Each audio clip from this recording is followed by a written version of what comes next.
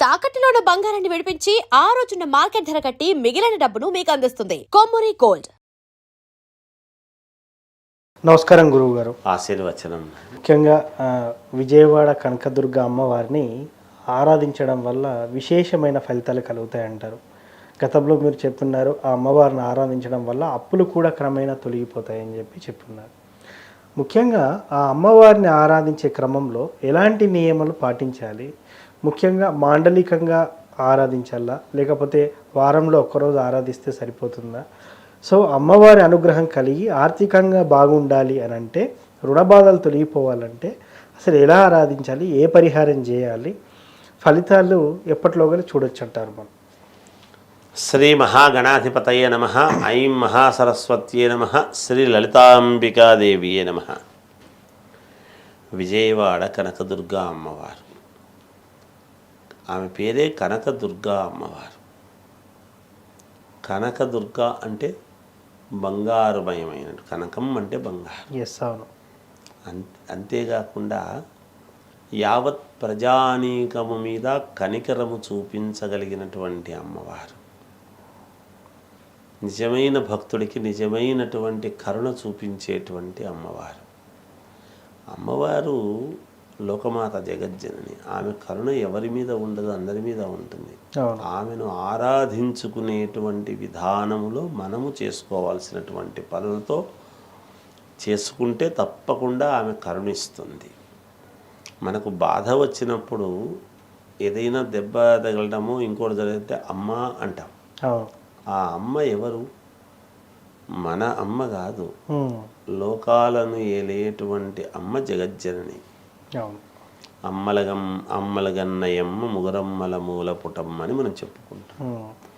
అలా అమ్మవారిని, తన కనకదుర్గాదేవిని ఏ విధముగా ఆరాధిస్తే మీరు అడిగినట్టుగా అన్ని రకాల యోగాలు కలుగుతాయి అనేది ఇక్కడ ప్రామాణికం. మీరు బాగా చూడండి, మనం గమనించాలి. ఎప్పుడు కూడా కనకదుర్గా అమ్మవారిని ఎప్పుడు కూడా పసుపు పచ్చని ముఖముతోనే ఉంటుంది. అవును కదా. అందుకనే దీక్ష తీసుకున్నా కూడా భవానీ మాల అని తీసుకుంటే పసుపు పచ్చని వస్త్రాలు వేసుకొని తీసుకుంటారు. అవును. మనము గుళ్ళో అయినా కనకదుర్గా అమ్మవారికి దగ్గరలో ఉండేటువంటి వాళ్ళు దుర్గా అమ్మవారి గుడికి పోయినా, లేదు కోటాను కోట్ల మంది ప్రజలు ఉన్నారు కాబట్టి ఒకరొకరు ఒక్కొక్క చోట ఉంటారు. ఎన్నో వేరే వేరే దేశాల్లో ఉండేవాళ్ళు, వేరే రాష్ట్రాల్లో ఉండేవాళ్ళు. ఎవ్వరికైనా కనకదుర్గా అమ్మవారి యొక్క అనుగ్రహము కలగాలి అన్నప్పుడు అమ్మవారి గుడికే వెళ్ళక్కర్లేదు. ఓకే. శుక్రవారం నాడు, మంగళవారం నాడు, ఇలా మంగళవారాలు శుక్రవారం 2 వారాలు చెయ్యాలి. 2 అమ్మవారికి చాలా అత్యంత ప్రాధాన్యతతో కూడుకొని ఉన్నటువంటివి. ఈ 2 వారాలు గనక నిష్ఠగా మన కోరికలు, ఎటువంటి కోరికలైనా సరే, ఏమిటి, అనేక రకాల కోరికలు ఉంటాయి. అవును. ఏదో నాకు భూపరంగా ఇబ్బందులు ఉన్నాయి, భూమి పరంగా, కేసుల పరంగా ఇబ్బందులు ఉన్నాయి, డబ్బు పరంగా ఇబ్బందులు ఉన్నాయి, కళ్యాణ పరంగా ఇబ్బందులు ఉన్నాయి. ఇబ్బందులు అనేకం, ఏ ఇబ్బంది అయినా కావచ్చు. ఈ ఇబ్బందికి ఇదే చేయి, ఆ ఇబ్బందికి ఇదే చెయ్యి అని కాదు. ఇక్కడ ఎటువంటి ఇబ్బందులు అనేటువంటిది మనం చూసుకుంటే వాళ్ళకు తెలుస్తాయి. ఆ ఇబ్బందుల్లో ఉండేటువంటి వాళ్లకు అమ్మవారిని మనం ఏ విధంగా ఆరాధించాలి? మేము ప్రతి నెల అమ్మవారి గుడికి వెళ్తున్నాం గురువుగారు, లేదా 6 నెలలకు ఒకసారి వెళ్తాము గురువుగారు, అమ్మవారి దర్శనం చేసుకొచ్చుకుంటున్నాం గురువుగారు, నేను కనకదుర్గ అమ్మవారిని ఒకసారి మనసులో ధ్యానం చేసుకుంది, ఏ పని చెయ్యను గురువుగారు, ఇలాంటివేవో చెబుతూ ఉంటారు. సరే, వాటెవరి ఏదన్నా కావచ్చు. కానీ అమ్మవారిని ఆరాధించేటువంటి విధానంలో ఏమిటి ఒక్కసారి మనం ఆలోచన చేసినట్టయితే, కనకదుర్గా అమ్మవారి ఫోటో అందరి దగ్గర దొరుకుతుంది, అన్ని చోట్ల. మన ఇంట్లో ఉంటే పరమ పుణ్యప్రదం. అంతకంటే ఇంకొకటి వేరే ఎటువంటి ఇబ్బంది ఉండదు కాక ఉండదు. సూపర్. ఇంట్లో ఉందనుకో మంచిదే కదా, అందులో సందేహం ఏముంది? దాంట్లో మనం చేయాల్సింది ఏమిటి అంటే 3 ప్రమిదలు తీసుకోవాలి. ఓకే. ఒక దాంట్లో ఒకటి ఒక దాంట్లో ఒకటి ఉమ్, 3 మామూలుగా ఒక ప్రమిద పెట్టి దీపారాధన చేస్తాం. దీపావళి పండగ వచ్చినా ఇంకొకటి వచ్చినా. ఉమ్, అలా కాకుండా ఒక దాంట్లో ఒకటి ఒక దాంట్లో ఒకటి 3 ప్రమిదలు పెట్టడం. ఉమ్, 3 ప్రమిదలు పెట్టిన తర్వాత పైన ఉన్న ప్రమిదకు ఏం చేయాలి అంటే పసుపు బాగా పట్టించడం. ఓకే. ప్రమిదకు ఎక్కడ కింద చుట్టూ ఓకే. అడుగు భాగం ఉమ్, పట్టించిన తర్వాత ఒత్తులు ఉంటాయి. ఉమ్, త్రివర్తి సంయుక్తం అన్నాడు కాబట్టి ఓకే. 3 ఒత్తులు కలిపి ఒకటిగా చేసుకోవటం. ఒకటిగా చేసుకున్నప్పుడు ఆ 3 ఒత్తులకు కూడా ఉమ్, కాస్త జిడ్డు పట్టించుకొని పసుపు పట్టించడం. ఓకే. జిడ్డుతోనే, నీళ్ళతో కాదు, ఓకే.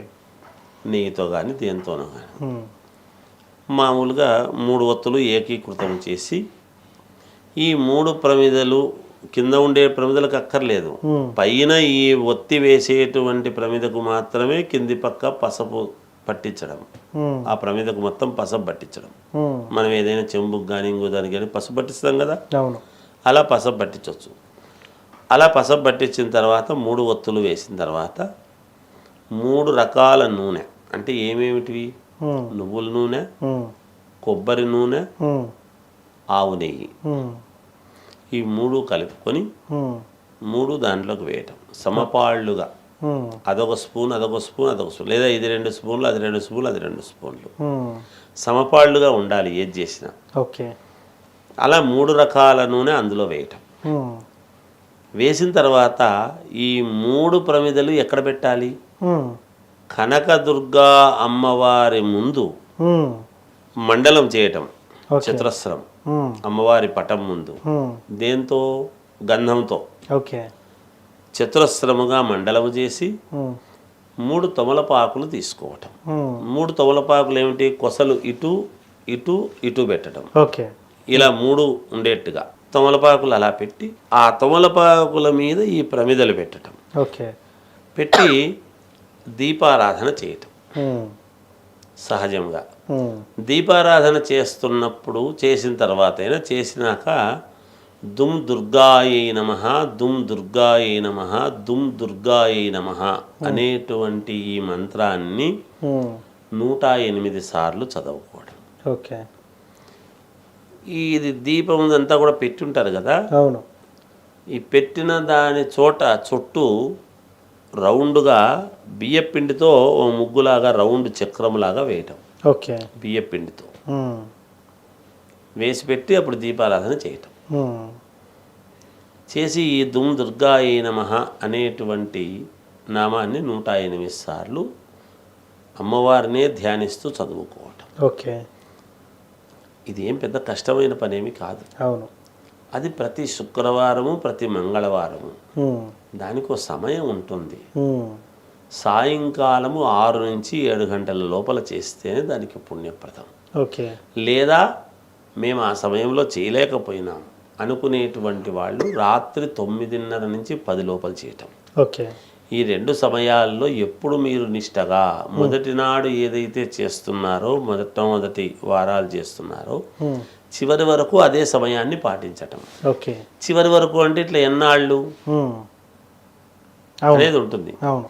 16 శుక్రవారాలు 16 మంగళవారాలు కావాలి. ఓకే.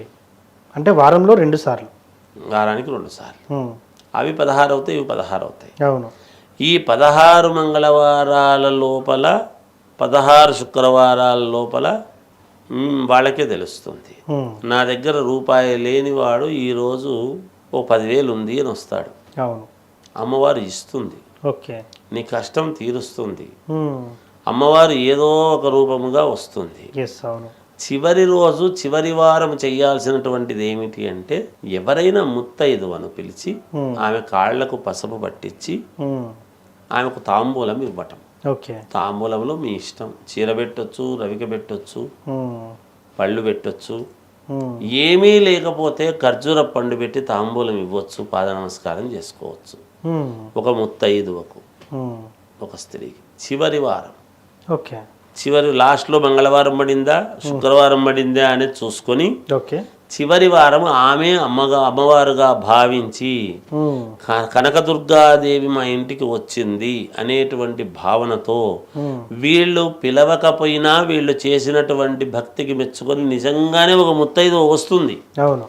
అది మీకు బంధువా అబంధువా ఆత్మబంధువా ఎవరు తెలియని వాళ్ళ ఎవరో తెలియదు. అవును. ఎవరైనా రావచ్చు, ఏ రూపకంగానైనా రావచ్చు. చివరి వారం ఖచ్చితంగా ముత్తైదో మీ ఇంటికి వస్తుంది. ఓకే. ఇది అమ్మవారి అనుగ్రహం. నేను చెప్తున్నా, అక్షర సత్యమైనటువంటి మాట చెప్తున్నా. మీరు వెతకనక్కర్లేదు, ఆటోమేటిక్గా జరిగిపోద్ది. ఆటోమేటిక్గా ఒక ముత్తైదువ అనుకోకుండా మీరు పిలవకపోయినా మీ బంధువే కావచ్చు, అక్క కావచ్చు, తోడబుట్టింది కావచ్చు, లేదా ఇంకోరు కావచ్చు, ఎవరైనా సరే ఒక ముత్తైదువ ఇంటికి సడన్ గా వస్తుంది. లాస్ట్ వారం ఆ అమ్మవారు ఆ తోసుకొచ్చేస్తుంది. అమ్మవారుగా ఎప్పుడు రాదు, ఏదో ఒక మనిషి రూపంలోనే రావాలి. అలా వచ్చినప్పుడు ఆమెకు ఆ రోజు మన ఇంట్లో స్వీటు ఏదో ఒకటి పెట్టి తాంబూలం ఇచ్చి ఆమెకు తృప్తి చేసి పంపించండి.